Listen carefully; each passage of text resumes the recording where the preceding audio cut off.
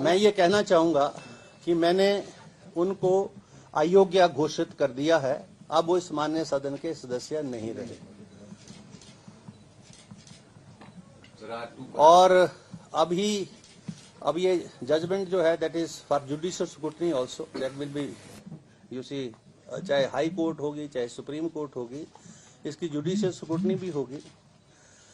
मैंने अपनी तरफ से ये प्रयास किए हैं कि दोनों पार्टियों को पूरा टाइम दिया है और मुझे इसलिए इस ऑर्डर को जल्दी करना था क्योंकि एंटी डिफेक्शन लॉ के अंदर जो इंटेंशन है उस लॉ की और कमीशन जो लॉ कमीशन की जो रिपोर्ट्स हैं वो ये बोलती हैं कि आया राम गया राम की पॉलिटिक्स नहीं होनी चाहिए।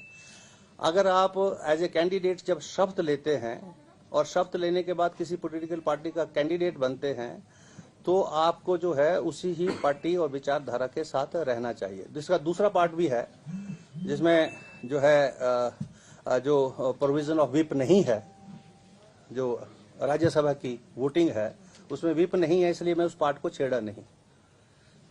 मैंने उस पार्ट पर मैं नहीं गया, मैं सिर्फ उस पार्ट पर गया हूं जो एंटी डिफेक्शन लॉ के प्रोविजन को जो है अट्रैक्ट करता है।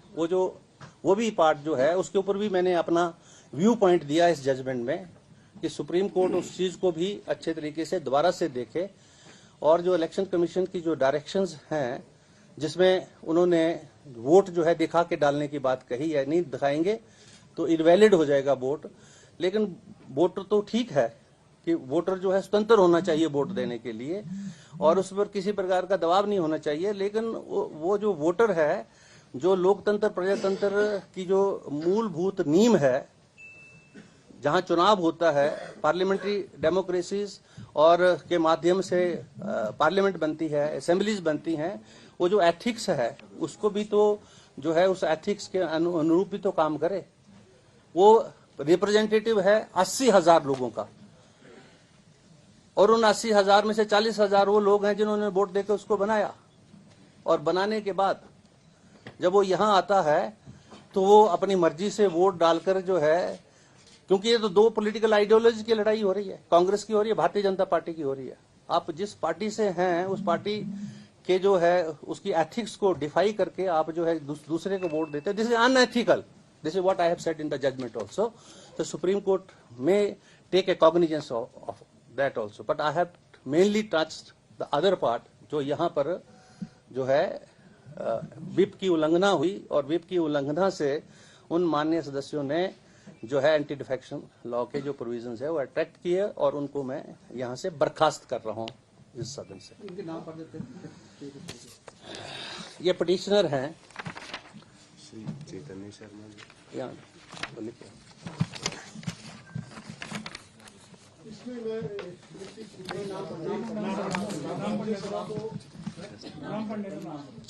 छह ये पिटिशनर 6 के खिलाफ थी ये।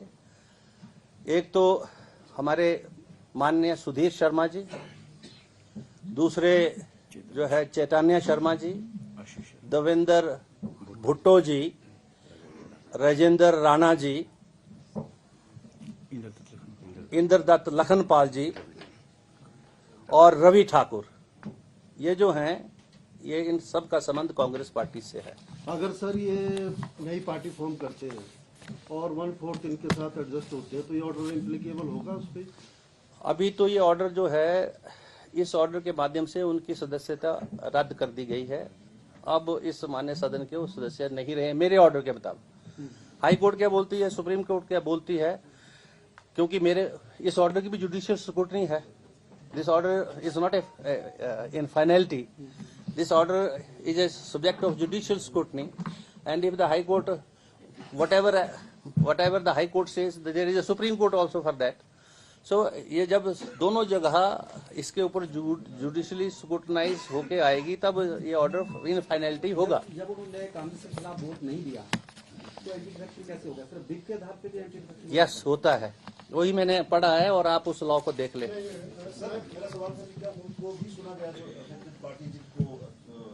उनके लॉयर्स थे, क्योंकि उनकी पर्सनल अपीयरेंस के लिए उनको इन्फॉर्म कर दिया।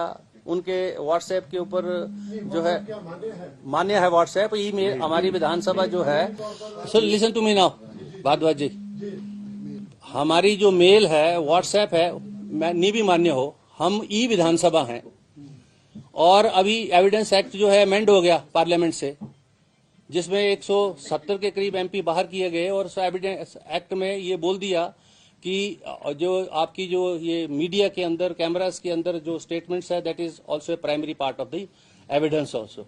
When the Supreme Court and the Union of India has amended the Evidence Act and the CRPC and the IPC, then there is no need to ask such kind of a questions.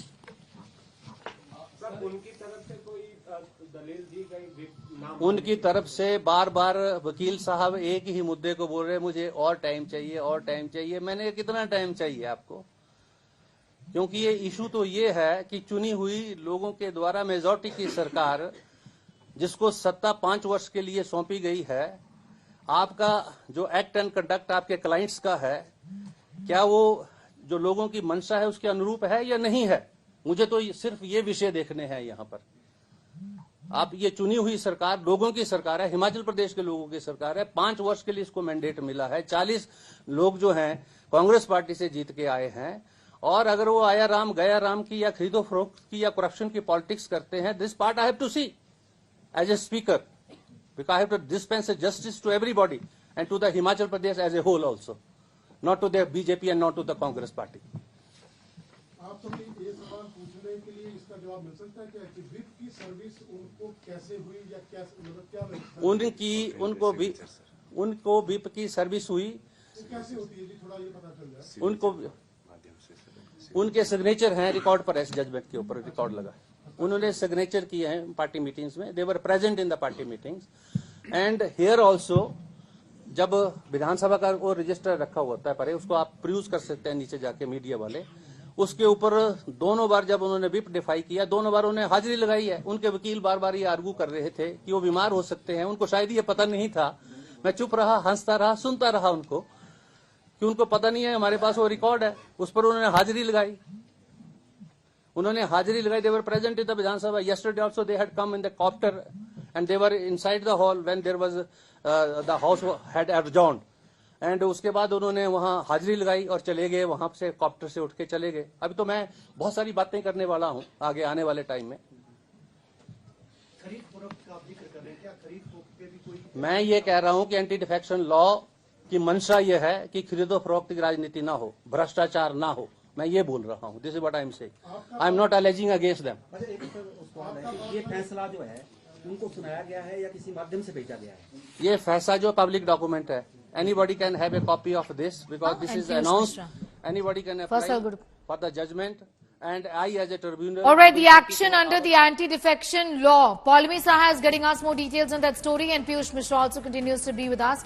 Paulmi, the big question here is that several times the courts have ruled that voting in Rajya Sabha elections, if at all not along in the party line, if the MLAs violate the whip, will not be considered a violation under the anti-defection law.